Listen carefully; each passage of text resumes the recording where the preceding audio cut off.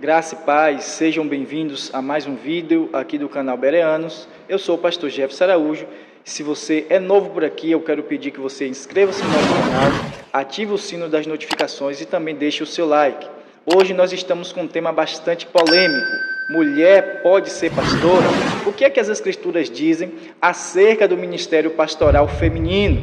E hoje nós estamos vendo muito isso sendo discutido dentre as escolas teológicas. Muitas mulheres têm tomado o ministério feminino, muitas mulheres têm assistido dentro da casa de Deus, exercendo o ministério pastoral. Há quem defenda que as mulheres possam ser pastoras, mas há quem defenda que diz que as mulheres não devam ser pastoras, pois não há base bíblica para o ministério pastoral feminino. E um dos argumentos que são usados para defender que mulher não pode ser pastora é que não houve sacerdotisas no Antigo Testamento. Deus entregou ao homem o ministério sacerdotal. Bem verdade é que não houve mulheres sacerdotisas. E alguns ainda dizem que as únicas mulheres pastoras na Bíblia são pastoras de animais e não pastoras de pessoas ou de ovelhas humanas, como foi o caso de Raquel, que era pastora de ovelhas, e das 7 filhas de Jetro, Êxodo capítulo 2, que também eram pastoras ali em Midian. Então, alguns irmãos, eles têm um entendimento, alguns pastores, teólogos, ensinadores da palavra de Deus, que mulheres não podem ser pastora, pois desde o Antigo Testamento, as únicas pastoras que haviam eram pastoras no sentido de animais e não no sentido de pastorear o povo de Deus. E quando Deus exerceu o sacerdócio levítico, Deus entregou aos homens e não às mulheres. E o ministério pastoral é o ministério de cabeça. Se a mulher for pastora, ela tornará-se a cabeça do seu marido, sendo que a Bíblia diz que o homem é a cabeça da mulher, a mulher é o seu corpo. Mas nós precisamos entender que este argumento, ele é falho. Por quê? Porque o ministério pastoral, ele não é o ministério de cabeça dentro da Bíblia, ele não é o primeiro ministério, ele não está acima de todos os ministérios. Efésios capítulo 4, versículo de número 11, Paulo listou 5 ministérios principais, dos quais nós temos ali apóstolos, profetas, evangelistas, pastores e mestres. Estes são os 5 ministérios principais, pois também tem os ministérios de apoio, diáconos, diaconisas, embora haja uma discussão teológica entre alguns que defendem que mulher pode ser diaconisas e outros que defendem que mulheres não podem ser diaconisas. E não é neste mérito que eu quero entrar aqui neste vídeo. O que eu quero falar aqui é se mulher pode ser ou não pastora de acordo com a palavra de Deus. Mas lá em Efésios capítulo 4, verso 11, Paulo cita 5 ministérios principais: apóstolos, profetas, evangelistas, pastores e mestres. E dentre estes 5 ministérios, não é o pastoral o principal. O apóstolo Paulo escreveu que, em primeiro lugar, Deus deu na igreja apóstolos, e depois profetas, e depois doutores. Isto está escrito em 1 Coríntios, capítulo 12, versículo de número 28.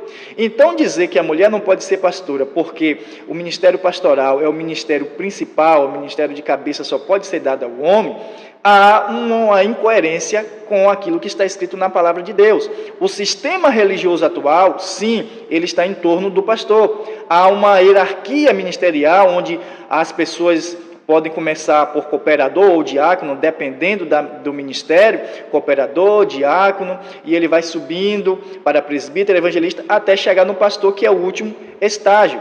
Só que dentro da palavra de Deus, são 5 ministérios, dos quais nós falamos bastante aqui para os alunos que são assinantes do curso de episcopologia ou curso de ministérios, que não é o ministério pastoral aquele que está acima, aquele que está em primeiro lugar na igreja. E aqui no comentários fixados no topo ou na descrição deste vídeo, você vai achar um link onde você pode fazer sua inscrição para você ter acesso a todo este curso completo, o curso de ministérios. Talvez você seja chamado por Deus para fazer uma obra e você ainda não saiba qual é o chamado específico que Deus tem. Dentro deste curso, você vai poder estudar especificamente o que é o apóstolo, o que é o profeta, o que é o evangelista, o que é o pastor e o que é o mestre, diácono, diaconisa, músicos e assim sucessivamente. e posteriormente você também descobrirá o seu chamado pela direção de Deus para você exercer com maestria. Ok? Dado o recado, voltemos para o nosso vídeo. Então, o argumento que mulher não pode ser pastora porque é o ministério dado ao homem porque ser o ministério de cabeça, é um argumento destes dias, dos dias que nós estamos vivendo, mas pela Bíblia, não é o ministério pastoral que está em primeiro lugar. Então já perde força este argumento, porque em primeiro Deus deu apóstolos, depois profetas e depois doutores. Então, este argumento não tem base bíblica. Embora hoje tem muitas coisas que estão sendo feitas de maneira errada dentro da casa de Deus, dentro do quesito teológico, dentro do quesito ministerial. Aí, algum prêmio de consolo teria que ser dado às mulheres por elas não poderem ser pastoras. Então, o que é que eles estão colocando as mulheres? As mulheres são missionárias. Mas se mulher não pode ser pastora, será que ela pode ser missionária? Porque dentro da palavra de Deus não existe o ministério missionário. E muitas igrejas estão consagrando os missionários e missionárias, especialmente as mulheres, ou de presbíteros, ou de evangelistas e de pastores, como um prêmio de consolação. É mulher de um presbítero, de um evangelista ou de um pastor, então ela tem que ter um prêmio de consolação por estar ao lado do seu marido. Qual é este prêmio? O prêmio de missionária. Mas dentro da palavra de Deus não existe esta consagração a missionários ou missionárias. Então, se vamos defender que é errado ter mulheres pastoras dentro da igreja, então nós precisamos também falar que ter missionárias é errado. E principalmente, se houvesse na palavra de Deus uma base teológica para consagrar missionárias, não deveria ser apenas por ser mulher de um ministro ou mulher do pastor, porque missionários está atrelado a quem está fazendo missões, a quem vai pregar o evangelho, e a maioria das mulheres de pastores estão ali assentadas ao lado dele, ajudando no ministério local. Então há uma grande incoerência teológica em consagrar mulheres por ser esposas de pastores como missionárias. E a primeira incoerência é que nem sequer na Bíblia este ministério é citado. Tem apóstolos, profetas, pastores, evangelistas, pastores e mestres, diáconos, diaconisas, músicos, mas não tem missionários ou missionárias. Então, se nós vamos estabelecer o que é certo dentro da igreja, precisamos colocar que ministério missionário, de missionários não é bíblico. Na verdade, todo cristão é um missionário. O grande evangelista Dick Hill, ele disse: quem tem o coração com Cristo, ele é um missionário. E todo coração sem Cristo é um campo missionário. Ou seja, ou você é um campo missionário, ou você é um missionário. Se você não é um missionário, é porque você precisa ser alcançado por Cristo. Mas uma vez que Cristo te alcançou e Cristo mora em você, você agora é um missionário, porque é uma obrigação de todo crente pregar a palavra de Deus. Dentro do corpo, todo membro, ele funciona. Todo membro, ele vai trabalhar de alguma forma. Então, todo cristão, ele tem a obrigação de propagar a Cristo, de levar a Cristo para as pessoas. Então, todo cristão, ele é um missionário. Mas não há uma base bíblica para consagrar missionários dentro da palavra de Deus. E se nós vamos olhar para os 5 ministérios principais de Efésios capítulo 4, verso 11, o que mais está ligado ao missionário é o ministério apostólico, porque ele está constantemente fazendo missões, indo para os lugares mais longínquos, levar a palavra de Deus. Então, consagrar mulheres a missionárias nos dias de hoje é a mesma coisa de consagrarem a apostolisas. E eu creio que quem está consagrando as mulheres a missionárias não querem colocá-las como apostolisas, até porque a maioria das pessoas entende que não cabem mais apóstolos nos dias de hoje, apenas pastores, evangelistas e presbíteros, diáconos e cooperadores. Só que lá em Efésios capítulo 4, verso 11, o propósito de Jesus estabelecer apóstolos, profetas e assim sucessivamente, foi para que todos nós cheguemos à maturidade espiritual e não sejamos levados por todo vento e roda de doutrina. E a igreja não está totalmente amadurecida, tem muitos irmãos que ainda são imaturos, e à medida que novos irmãos vão sendo inseridos dentro da igreja, novas almas vão sendo ganhas, então mais pessoas imaturas terão, precisando de apóstolos, profetas, evangelistas, pastores e mestres para doutriná-las e levá-las ao conhecimento pleno do varão, o Filho de Deus, que é Jesus Cristo. então não acabou ainda aquele texto de Efésios capítulo 4, verso 11, ainda se faz necessário em nossos dias. Agora, nós voltando aqui, nós já vimos que não pode haver missionárias dentro da igreja pela palavra de Deus. Então, se vai defender que não pode ter pastoras, nós também temos que entender que pela palavra de Deus não pode haver missionárias. Então, vamos lá. A primeira coisa que um dos grandes argumentos que a gente ouve é que em todo o Novo Testamento é sempre usada a palavra pastor, apóstolo, evangelista, mestre, mas nunca é usado num contexto para a mulher. Não tem um exemplo no Novo Testamento de uma mulher sendo pastora. Mas lembra que nós falamos que em primeiro lugar Deus deu apóstolos e depois profetas? E se há mulheres profetisas na Bíblia e desde o Antigo Testamento, e profetas está acima de pastores pela hierarquia ministerial, por que não pode ter mulher pastoras então? Êxodo capítulo 15, verso 20, Miriam a profetiza. Juízes capítulo 4, verso 4, Débora a profetiza que julgava Israel. Além de profetisa, ela também era juíza em Israel. A única, diga-se de passagem, mulher entre os juízes que julgaram Israel antes do período monárquico. Isaías 8, verso 3, a profetisa, mulher de Isaías. Segundo Crônicas 34, verso 22, Ulda a profetiza.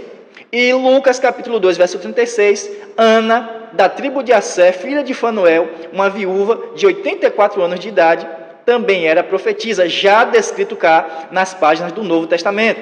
Mas alguém pode dizer... Não, mas ali a nova aliança ainda não havia sido ratificada, pois Cristo ainda não havia derramado o seu sangue. Tudo bem. Então, todos estes exemplos que eu acabei de citar para vocês são de mulheres que foram profetisas na antiga aliança. A nova aliança ainda não tinha sido estabelecida legalmente por Cristo. Mas tem um texto em Atos, capítulo 21, verso 9, que fala sobre as filhas de Filipe, que eram profetisas, ou melhor, o texto diz que elas profetizavam.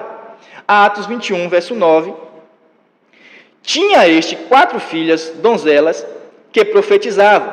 Então, eu já vi algumas pessoas explicando que aqui elas profetizavam, não eram profetisas. Ou seja, elas tinham o dom de profecia. A palavra grega ali em Efésios capítulo 4, verso 11, para profetas, é a palavra profetes, que está atrelada ali ao ministério profético, a alguém que tem um dom ministerial de profetas, porque existem dons espirituais, dons ministeriais. E nem todos são profetas, como o apóstolo Paulo disse em 1 Coríntios, capítulo 12, verso 29. São todos profetas? Uma pergunta retórica para mostrar que nem todo mundo é profeta, nem todo mundo tem um chamado profético dentro da igreja, o ministério profético. A palavra que aparece aqui em Atos 21, verso 9, é a palavra profeteô. É uma palavra que ela vem da mesma raiz de profetês. Só que tanto é aplicado num contexto de profetas, a palavra significa profetizar, como também ser um profeta, exercer um ministério profético. Mas esta palavra também está atrelada apenas ao dom de profecia, pois nem todo mundo que tem um dom de profecia tem um dom de profeta. Lá em 1 Coríntios capítulo 12, a partir do verso 8, Paulo vai citando os dons espirituais, e dentre estes 9 dons espirituais está o dom de profecia. E em Romanos capítulo 12, Paulo também cita o dom de profecia. Se alguém recebe o dom de profecia, ele deve exercer o seu dom de profecia. Só que o dom de profecia nem sempre será dado a alguém que também tem um dom ministerial de profeta, pois ele diz que nem todos são profetas. Mas este dom, esta palavra grega, profeteô, também está atrelada a alguém que profetiza exercendo o ministério de profeta.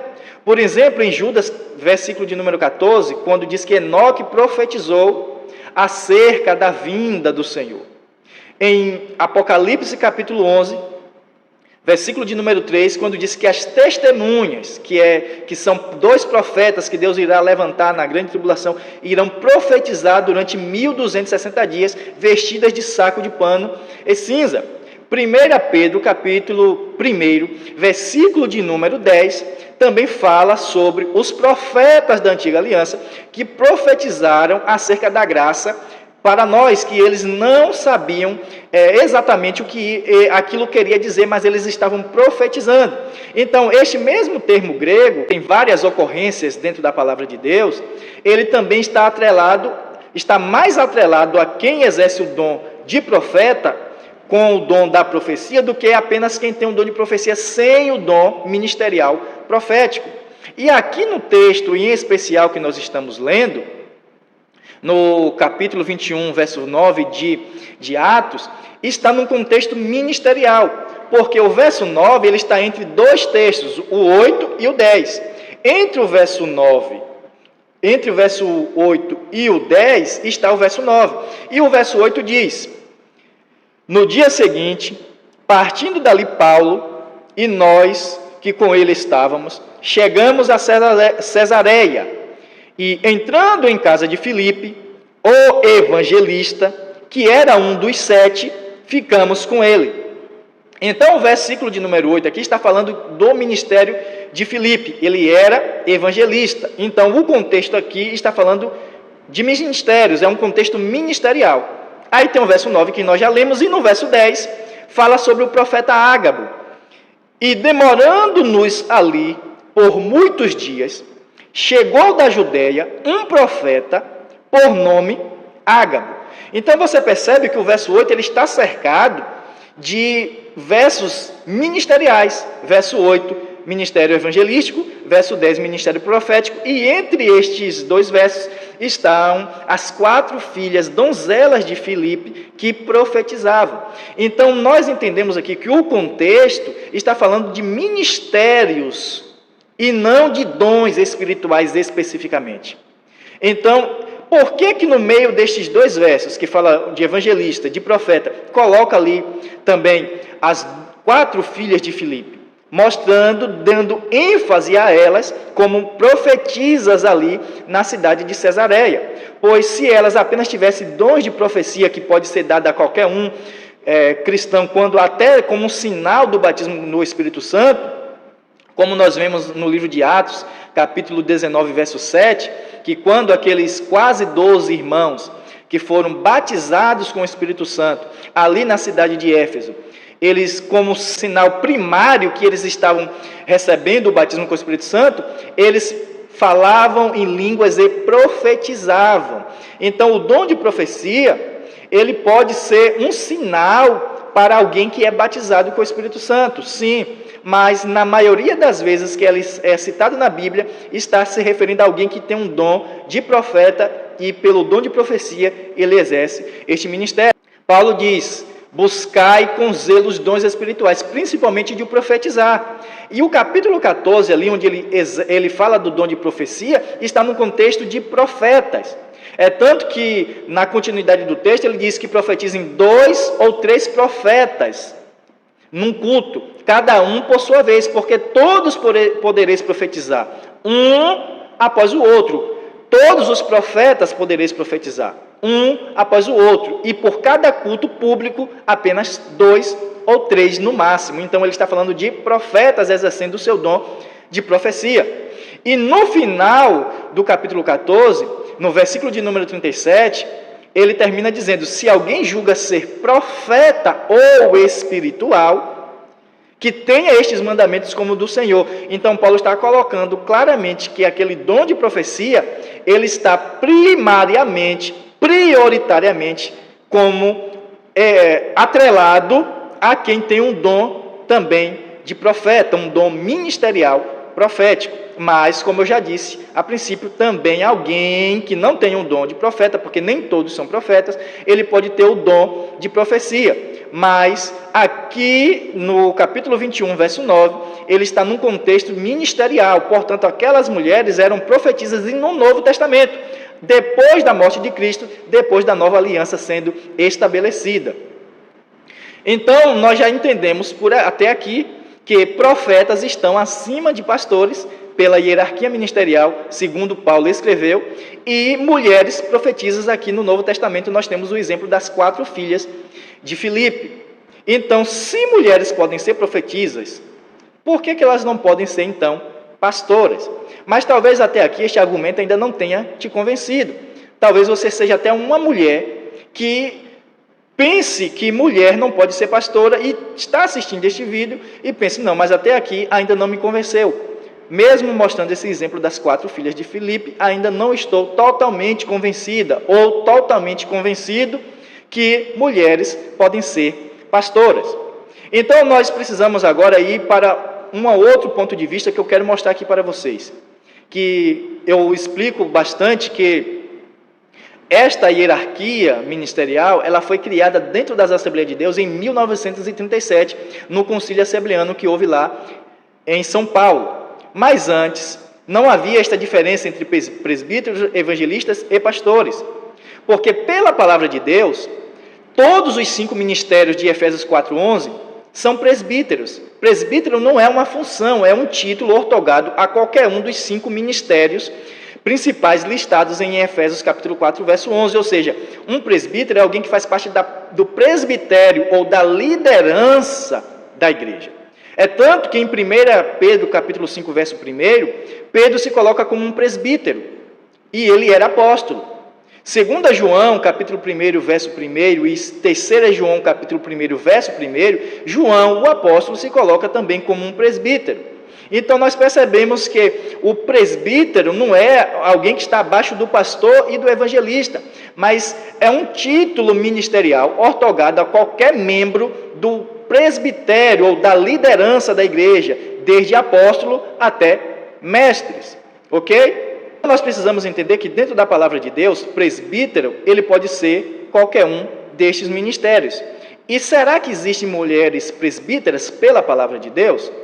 E aí nós precisamos analisar as cartas pastorais, que são 1ª, 2ª Timóteo e a carta de Paulo a Tito. São cartas consideradas como cartas pastorais, porque ali Paulo estava escrevendo a Timóteo e a Tito regras, requisitos básicos para o ministério. E o texto que eu quero ler a princípio com vocês está em 1 Timóteo, capítulo de número 5, versículo de número 1, que está assim: não repreendas asperamente os anciãos, mas admoesta-os como a pais, aos jovens como a irmãos, às mulheres idosas como a mães, às moças como a irmãs, em toda a pureza. Então, nestes 2 versos aqui, nós observamos Paulo começando a dar instruções a Timóteo como ele tratar os anciãos. A palavra grega presbúteros, que tem 66 ocorrências em todo o Novo Testamento. Embora a palavra presbúteros possa significar um ancião, possa também significar alguém de idade, um ancião membro do Sinédrio, ou alguém de idade, alguém mais velho, também é atribuído no Novo Testamento aos líderes da igreja, sem necessariamente uma questão de idade, mas uma questão de maturidade espiritual. Velhos no sentido não de idade física, de idade natural, mas de maturidade espiritual. Foi o que Paulo diz, que não devemos colocar o neófito, o bispo ou o presbítero não pode ser neófito. O que é um neófito? Um novo convertido, alguém recém-convertido, alguém que é novo, imaturo na fé. Então, por isso que o termo presbúteros foi usado no Novo Testamento para os anciãos ou os presbíteros da igreja, mas não atribuindo a uma questão de idade, mas a uma questão de maturidade espiritual. Esta mesma palavra, ela aparece em Atos capítulo 12, verso 23, Atos 15, verso 2, 1 Timóteo 5, 17 e 19, Tito 1, 5, 2 João 1, verso 1, 3 João 1, verso 1, e são 66 ocorrências desta palavra presbúteros no Novo Testamento. E ela está, na maioria das vezes, atrelada ao sentido ministerial, como em Atos capítulo 14, 23, quando eles estabeleciam presbíteros nas igrejas. Em Atos 15, verso 2, para os anciãos ou presbíteros da igreja de Jerusalém, em 1 Timóteo, versos 5, 1 e 2, que nós lemos, e no verso 17 e 19, onde Paulo fala sobre os presbíteros. O verso 17 diz: os presbíteros que governam bem sejam estimados por dignos de duplicada honra, principalmente os que trabalham na palavra e na doutrina. No verso 19, não aceites acusação contra presbítero, senão com 2 ou 3 testemunhas. Então, só aqui no capítulo 5 de 1 Timóteo, aparece 4 vezes esta mesma palavra presbúteros. E você não pode imaginar que aqui no verso 17 e 19, Paulo está falando no sentido ministerial, e no verso 1 e no verso 2, Paulo está falando no sentido de idade, de velhos, de pessoas já avançadas em idade. Porque cada texto deve ser entendido dentro do seu contexto. Se no mesmo contexto do capítulo 5, no verso 17 e 19, Paulo aplica esta mesma palavra para os presbíteros no sentido ministerial, então desde o verso 1, Paulo estava falando para os presbíteros e não para os velhos necessariamente. Repreenda os presbíteros mais velhos com dureza, mas com a paz. Aos presbíteros jovens, como a irmãos. As presbúteras, que é a palavra grega que aparece aqui no verso 2, ou os presbúteros, atrelado a mulheres, as presbúteras, como a mães, ou seja, as presbúteras mais velhas, como a mães, as presbúteras moças, como a irmãs, porque o contexto inteiro aqui, e lembrando que a carta de Paulo a Timóteo, tanto a primeira como a segunda, é uma carta pastoral, está falando de mulheres e homens do presbitério desde o verso 1.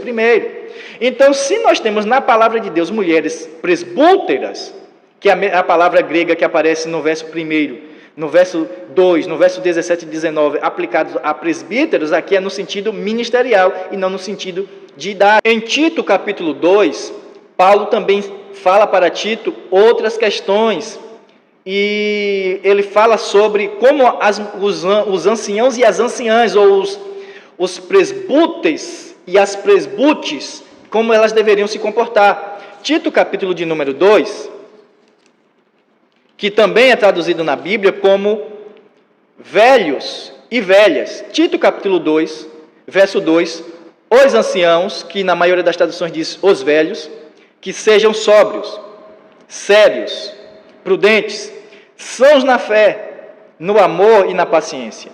As mulheres anciãs, que está traduzido como idosas na maioria das Bíblias, semelhantemente, que sejam sérias no seu viver, como convém a santas, não caluniadoras, não dadas a muito vinho, mestras do bem. Então aqui colocaram como velhos e velhas para colocar que Paulo estava dando mandamentos a Tito, instruções como ele tratar com as pessoas velhas da igreja, como também lá em 1 Timóteo. Mas como lá em 1 Timóteo nós vimos que é num contexto ministerial, aqui em Tito capítulo 2 também é num contexto ministerial, mas que foi traduzido como velhos e velhas, porque os tradutores da Bíblia, por opção, quando eles foram traduzir, eles viram que o mesmo termo que aparecia para os homens, aparecia para as mulheres. Então, se eles traduzissem como presbíteros, eles também teriam que traduzir como presbíteras para as mulheres. Então, na concepção deles, não existiam mulheres presbíteras, então eles preferiram colocar aqui como velhos. E lembrando que a palavra também aparece, esta mesma palavra pode ser usada no sentido de velhos, no sentido de idade, como aparece lá em Lucas capítulo 1, verso 18, quando Zacarias disse que era avançado de idade para o anjo Gabriel. Então, mas nem sempre, nem em todo sentido, quer dizer que aquela palavra se aplica no sentido de velho de idade, como nós já falamos, mas no sentido de maturidade espiritual. E desde o capítulo 1 de Tito, que Paulo estava falando sobre ministérios. Então, quando nós lemos o capítulo 2 da carta de Paulo a Tito, nós temos que saber que ela está atrelada ao capítulo 1, que desde o verso 5, Paulo diz: eu te deixei em Creta para que estabelecesse presbúteros, que é a mesma palavra que aparece lá em 1 Timóteo, capítulo 5, verso 1, verso 2, verso 17 e 19, falando para os presbíteros. Então, as mulheres são inseridas naquele mesmo contexto como presbíteras ou presbúteras. Então, nós precisamos analisar os originais para, de fato, a gente perceber, entender se realmente a Bíblia, o que é que a Bíblia fala sobre o ministério das mulheres, porque o que nós temos nas nossas mãos foi um trabalho que, graças a Deus, nós fomos alcançados pelo Evangelho através destas traduções, mas nem sempre quer dizer que as traduções estão expressando corretamente o sentido do texto original. Então, por isso, nós devemos analisar os originais e entender se mulheres podem ser presbúteras ou podem ser presbútes. Nós podemos entender que ela pode ser também uma apostolisa, uma profetisa, uma evangelista, uma pastora e também mestra, porque, como nós falamos, os presbíteros fazem parte da liderança da igreja e eles podem ser desde o apóstolo até mestre, qualquer um destes ministérios.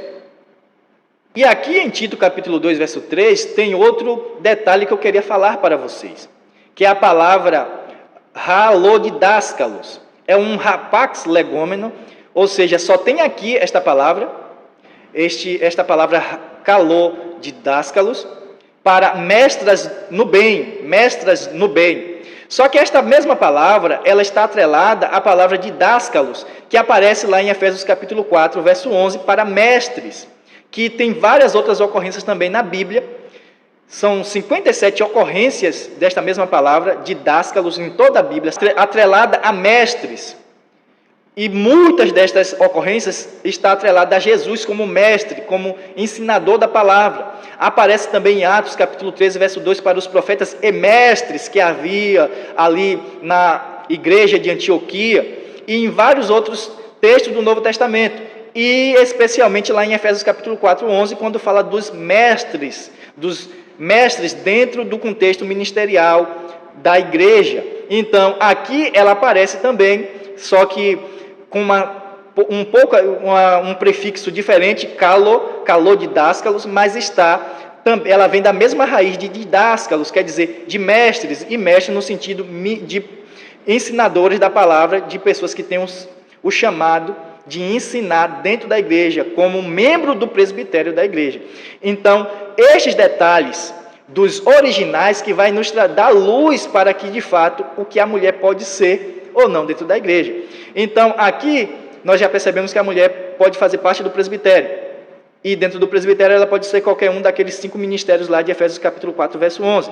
E confirmado aqui em Tito 2:3, que elas deveriam ser mestras no bem, no sentido de ensinadoras da palavra, chamadas por Deus como membro do presbitério da igreja. Ok?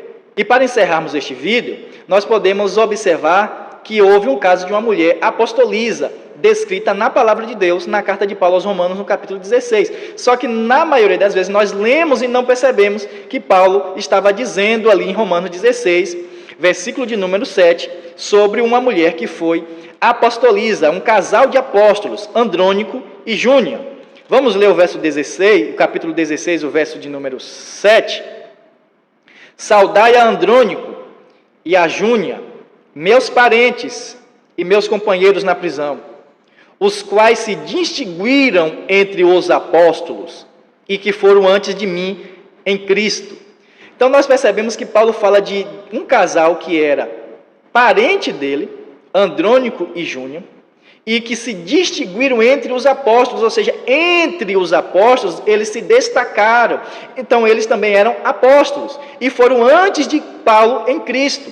Então algumas pessoas, para defender que aqui não é uma apostolisa, declaradamente pela palavra de Deus, pelo apóstolo Paulo, eles dizem que esse nome Júnia aqui é um nome masculino, então está se referindo a um homem e não a uma mulher. Mas o significado desta palavra no grego quer dizer moça, deixando claro que aqui se trata de uma mulher e não de um homem. Aqui se trata de um casal, Andrônico e a Júnia, que eram apóstolos e que se distinguiram entre os demais. Ok? Então, eu espero que este vídeo tenha te dado pelo menos uma luz para entender que tem muitas coisas que estão acontecendo de maneira equivocada dentro da igreja, dentro do contexto ministerial. Estão consagrando a cargos que não existem dentro da palavra de Deus, e os cargos que de fato existem, eles estão deixando de lado.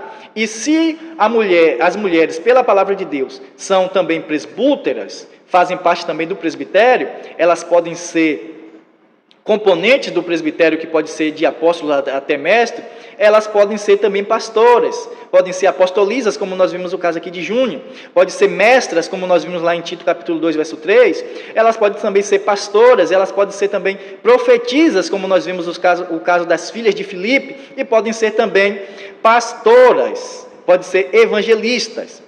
Mas aí talvez você pergunte, mas como vai ficar o caso dela sendo pastora e o seu marido não tendo um cargo, ou ele sendo um diácono? A mulher vai ficar acima do marido? Ela vai ficar elevada acima do seu esposo? A questão ministerial não vai afetar a questão matrimonial. Porque lá em Juízes capítulo 4, verso 4, diz que Débora era juíza e profetisa, julgava a nação de Israel, mas ela era mulher de Lapidote. Ou seja, ela era juíza, ela era profetisa, mas ela era mulher de Lapidote, ou seja, ela estava debaixo da autoridade de seu marido. Então, a mulher pode ser pastora na igreja e o seu marido ser diácono, mas não quer dizer que ela será a cabeça do seu marido.